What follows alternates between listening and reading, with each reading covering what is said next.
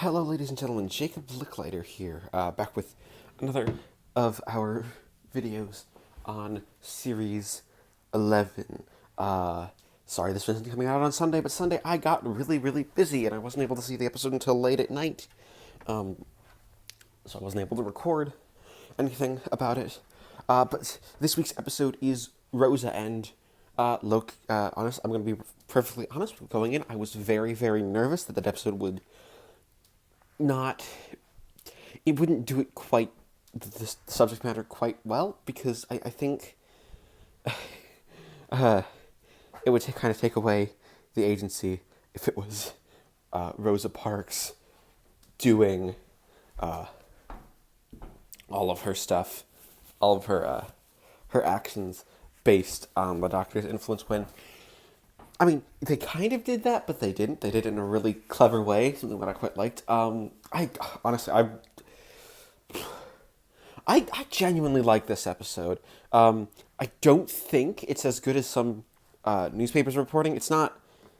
It sure does make you feel uncomfortable, and a really good uncomfortable feeling, because you're watching all our characters be put in this really bad situation where they have to make sure history goes on track. Yet can't, they don't, none of them would want to, because none of them, they have to make sure Rosa Parks, the episode climax, the spoilers, obviously, I'm gonna put a blanket spoiler warning, because I can't talk about why this episode works without going into those spoiler territory. So if you haven't seen the episode, it's been out for a day yet, go ahead and watch it. It's definitely worth your time. It does social commentary, especially racial commentary, better than any racial commentary in the Moffat era. Seriously, Thin Ice. This is in the same spot that Thin Ice was last year, and it did an anti-race. Rosa makes a good decision, and doesn't do a simple racism is bad message. Thin Ice. Which is one of the big problems with Thin Ice. It does it's the little actions that can change the world, which, in this context, starts the snowball effect of giving civil rights and sort of changing public perception in the U.S., especially in the South, on racism. Yes, it had already changed quite a bit in the North, and that's going to be one of my problems with the episode, is that in doing that, doing the plot that it does with someone from the far future, I don't like the villain. The villain is just I'm gonna say he's just not. It doesn't quite work that way. Honestly, just with the villain, you have this. The big problem is with the villain is that he has a time. He's a vortex manipulator, and he can go back to any point to try to stop the civil rights movement. And he decides Rosa Parks. Yes, it sort of goes into the message that little things change history, but it kind of fails to understand that Rosa Parks, while very important, and the bus boycott is a very important thing, it's something that's very visible, and something very early on, it wasn't the only thing going on. Maybe if there was just a line or two that he wasn't just going to stop Rosa Parks, he was also going to maybe stop the cases of Brownville Board of Education, which is what ended school segregation just across the U.S. I don't think, my history may be wrong on that, I don't think that's, because obviously they mention in the end the ending of segregation on buses, which was a really big victory. It took a year, but yeah, these things often do take time, sadly.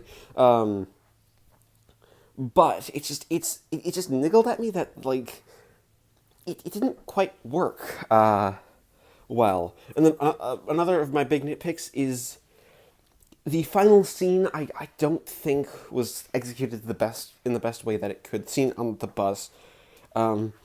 They play a pop song. A really bad. It's a pop song that, yes, people use it as a protest song in the modern day, but it kind of makes the scene lose some of its power. It's Oh, no, it's sort of the Murray Gold problem of blasting the music. It's like, this is how you have to feel. Like, if this was under Murray Gold, I'm betting a lot more people would be vocally complaining about it. Um, I think, honestly, some of the... I think the scene would be worse, much better just in if we went total silence. Like, and because both Bradley Walsh and Jodie Whittaker in particular, not saying that Tosin Cole and Mandy Gill did this badly, but they were the two that I noticed doing it the best. Were both horrified, especially Walsh, because he realized that he couldn't get off the bus because if he didn't get off the bus, then it wouldn't be full enough. Like if he got off the bus, it wouldn't be full enough for the event to happen. Something that that is really powerful, because you have, because also there are quite a few positives around Graham as a character. One, they don't shy away. I'm glad they don't shy away with Graham and the Doctor how they would be affected as well, because I think people seem to forget is that to be a white person against racism in that time was was extremely dangerous. It was like you would probably be lynched along with everyone else because you are a race traitor. Like, racism, people seem to forget, it's a fucking irrational position. Like, it's a dumb position. And the history behind it, I think I really enjoyed it. Like, just the way that Chibnall wasn't afraid to just shy away from the very, just how dark it is. And even had a couple of moments where he did contrast that, yeah, racism is still around today, but, like, look at how far we've come.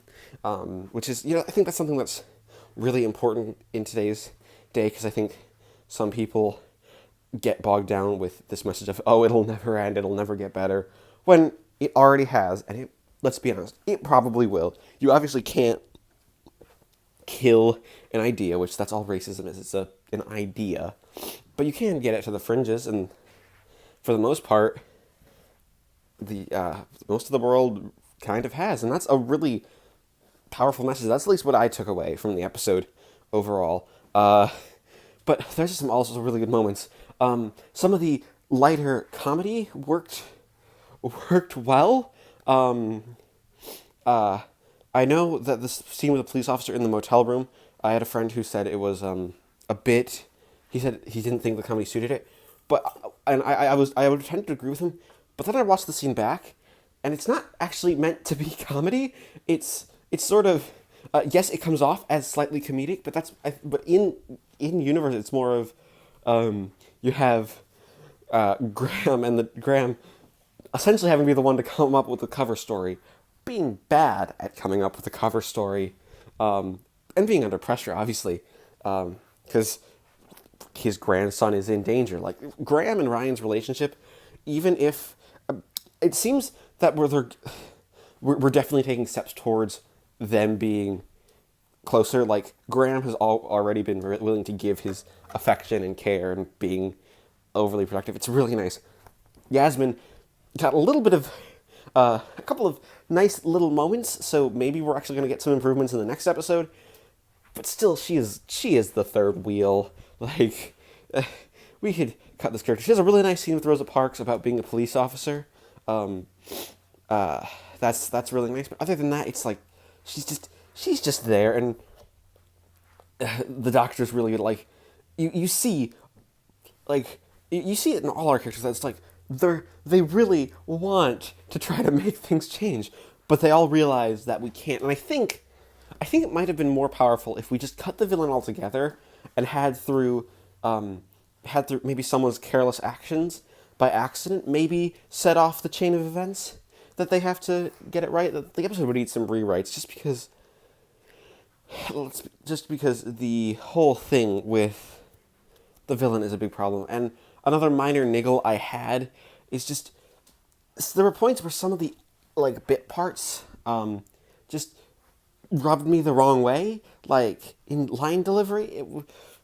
The scene in the restaurant, the we don't serve, that line, the way the woman delivered it just felt a bit off. Like, it felt like she was hamming it up for a comedy and not like something that was generally meant to be taken seriously.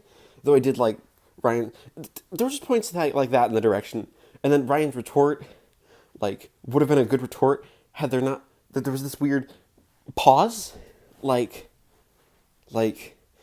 it didn't. The timing didn't work. I think it would have worked better if he just cracked back his line. Well, I don't eat them, so you're fine.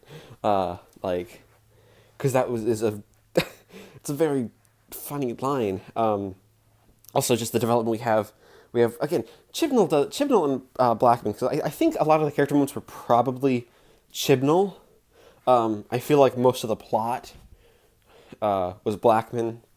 Again, it's really hard to tell who did what, but that's what I'm thinking. I could be wrong, very possible. I've been wrong before, but yeah, I think that's really all I wanted to say. It's a really solid episode. There's just a couple of problems that could have elevated it to. This could have probably been our first 9 or 10, but as it stands, I think I keep going back and forth. Last night I thought it was a 6 because of that pop song. Watching it back, the pop song, yes, ruins the theme, but it doesn't ruin. It's not as bad at ruining the goodwill of the rest of the episode that some other episodes have done in the past. So I think I'm gonna give it a 7 or an 8. I can't decide. Partially, again, part of me might have just been because when I see things being praised for it, I always sort of oh great, people. I fall into overhype. That's a problem. So probably a 7 or maybe an 8. I don't know.